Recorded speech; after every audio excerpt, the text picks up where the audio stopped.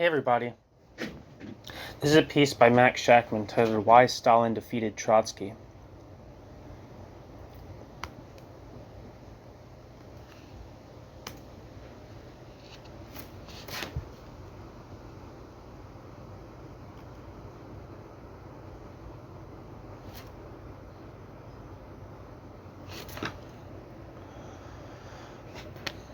No war that was lost but could and should have been won fails to produce an aftermath of criticism of the strategy and tactics employed, of recrimination and sometimes of apostasy. So it has been with the war launched almost 20 years ago by Trotsky and his comrades in the effort to save the Russian Revolution from the degeneration that finally destroyed the Russian Revolution. I have COVID, so this recording is probably going to be rough. If only Trotsky had made Lenin's testament public in time. If only Trotsky had attended Lenin's funeral in Moscow. If only Trotsky had arrested Stalin with a corporal's guard of Red Army men before he was driven out of the War Commissariat. If only Trotsky had made a block with Zinoviev and from the very beginning, or other version, if only he had never made a block with him. If only he had formed a new party 15 years ago instead of 9 years ago. If only he had possessed or shown some of Stalin's skill at, quote, machine politics, end quote. If only Trotsky had gotten along better with people. If only, ... Oh yeah, by the way, this piece is from August 1942. So this is after the formation of the Workers' Party.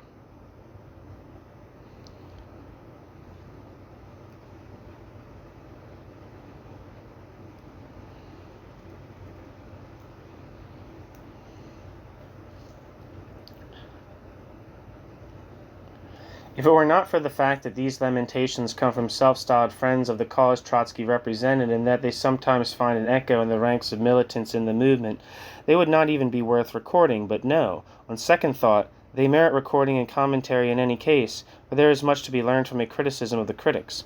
The first thing that strikes the commentator on the criticism of the way Trotsky conducted the struggle against Stalinism is the common characteristic that unites nearly all the critics. With few exceptions, they are all people who have never had any experience in the work of the revolutionary political movement, have only a book knowledge about working-class organization, based in most cases on the wrong books at that. If some critics differ from others in that they have spent more than 10 minutes observing the movement from the outside, or in that they have been direct participants in the movement, they are composed of almost exclusively of the most mediocre kind of failures.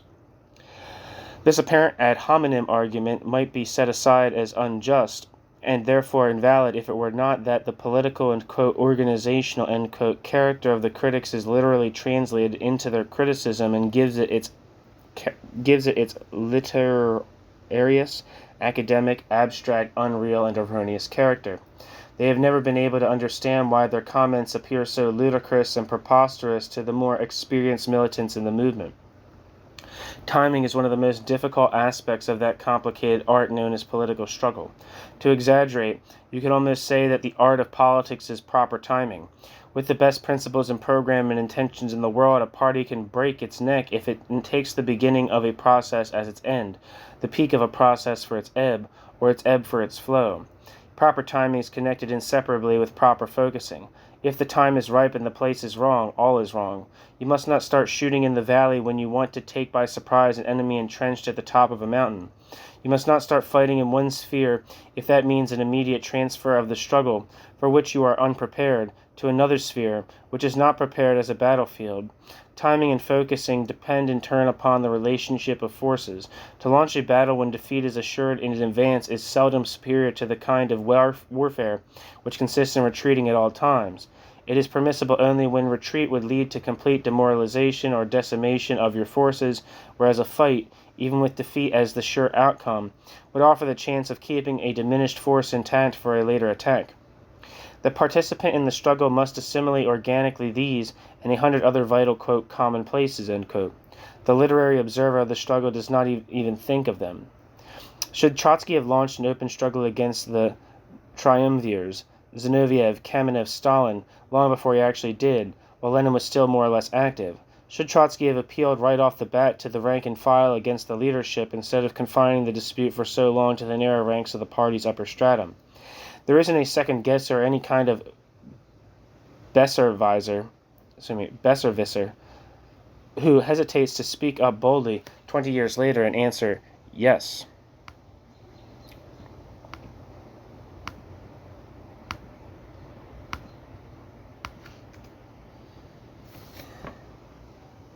A besserwisser is a know-it-all, wise guy, wise acre, smart aleck.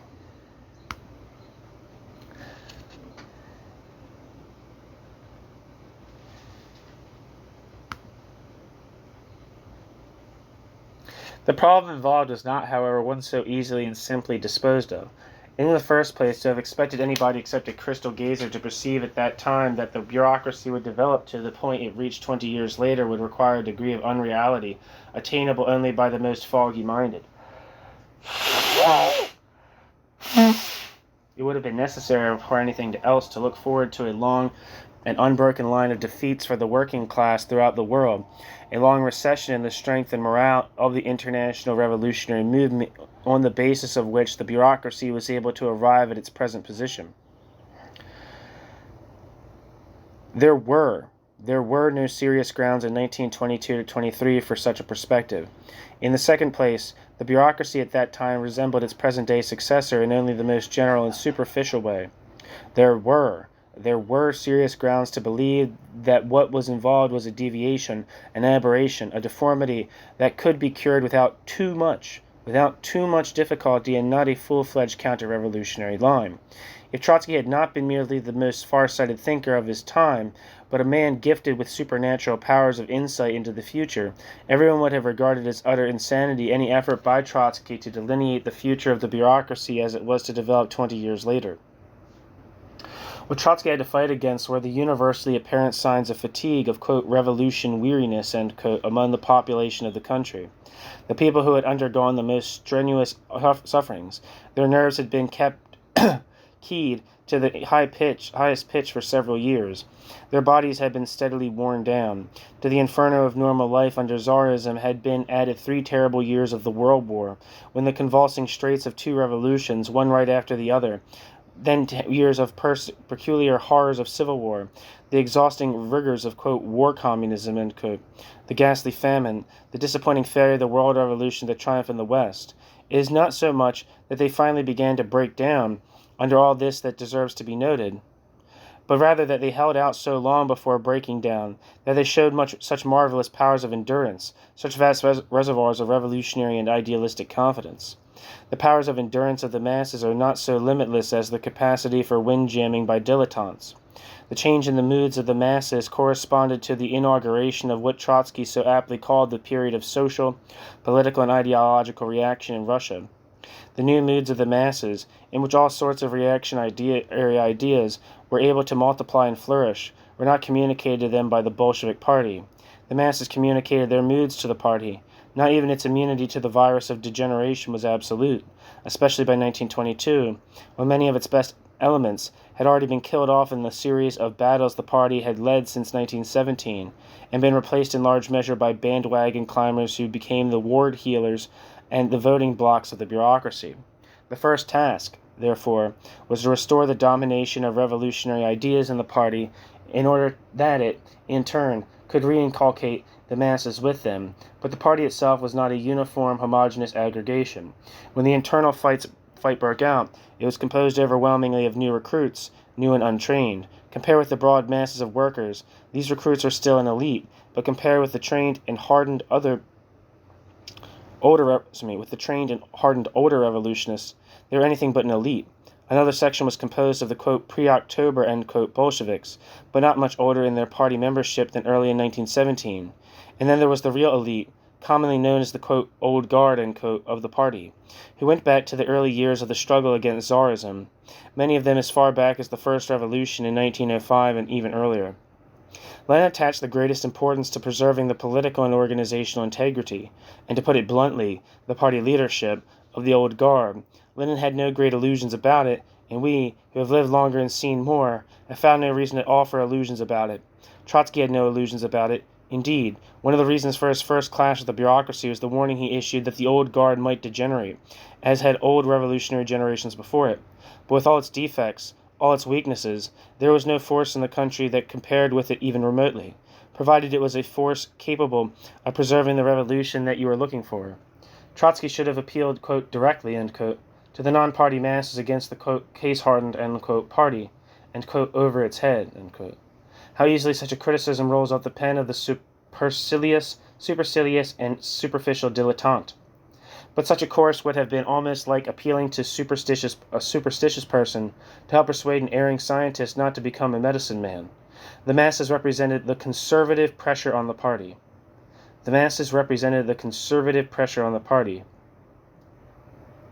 It is no accident that one of the first public steps taken by the bureaucracy to weaken the revolutionary spirit of the party was the notorious, quote, Lenin levy, end quote, in which the doors of the already diluted party were thrown open to a flood of raw, ill-educated workers, not a few ex-Menshevik and ex-SR intellectuals, and worse, who easily became the tools of the Stalinists in the work of smashing the Bolshevik opposition. Substantially the same can be said of the idea of precipitating a rank-and-file struggle from the very beginning. The first task of the intelligent and responsible revolutionists was to win the maximum possible support from the trained and tested cadre of the party that was responsible for the revolution and stood at its head. Trotsky wisely set himself that task. It should not be imagined that this cadre was confined to a handful of leaders at the top. No, it embraced thousands and even tens of thousands. And in the first period of the struggle, despite the pretensions of the Stalinists that they represented the, quote, old guard of Bolshevism, end quote, it is a fact that in addition to the revolutionary-minded student youth, largely composed of young proletarians studying in the party political schools, Trotsky rallied the support of hundreds of the most honored and firmest militants in the party. In 1925-26, when the Zinovievist opposition united with Trotsky and Trotsky's comrades, this held true to an even greater extent. The old guard was to a large extent in the rank of the army fighting the bureaucratic degeneration of the revolution. To proceed in accordance with the rules gratuitously provided by the light-minded critics would have meant vastly facilitating and accelerating the triumph of the bureaucracy. The experience of the masses can very seldom be anticipated or substituted for by one's own experiences or convictions. The triumph of the bureaucracy in the party, and in the country in general, was required before a call could be issued seriously for a new party. The revolutionists had to be convinced that it was no longer possible to use the official party as a base, that it could no longer be reformed. It had to become clear in the eyes of the best militants that the official party had become nothing more, literally nothing more, than an ossified instrument of the counter-revolutionary bureaucracy. But above all, the call for the second party, that is, the formation of a new organization out of revolutionary forces outside of the official party as well as directed against it, had to wait until, unlike 1922-23, the revolutionary workers are outside the ranks of the Stalinized party. Just as a side note, I believe that the catalyst, I think it's actually from Matt Gamna says this in the introduction, but I'm not sure. But the catalyst for Trotsky viewing the left opposition no longer as an opposition, but as a separate revolutionary movement that necessitated the formation of a fourth international that was no longer seeking to reform the Soviet Union or the Stalinist parties or the Comintern, did not take place until the mid-early 1930s. I believe it happened in the wake of the Nazi seizure of power in Germany. I think the German experience of third period politics really, and the disastrous results of it were very much an important factor in the formation of the Fourth International, or the movement towards establishing the Fourth International, which didn't come into existence until 1938.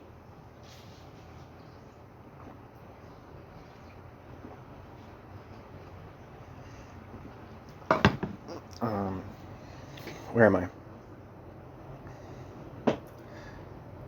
So, for instance, that's one of the Trotsky's early critiques of the POUM, and I believe the Leninbund, and other certain members of the French section of the left opposition. That and it was really, really scathing stuff too, against people who felt the need to no longer consider themselves as an opposition to the Comintern and the Stalinist parties, but as a counter, as a counterforce to those that the Comintern, the U.S. And the Stalinist bureaucracy.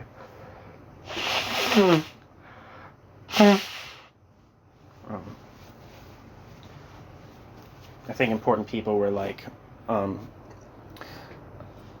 anyway, never mind.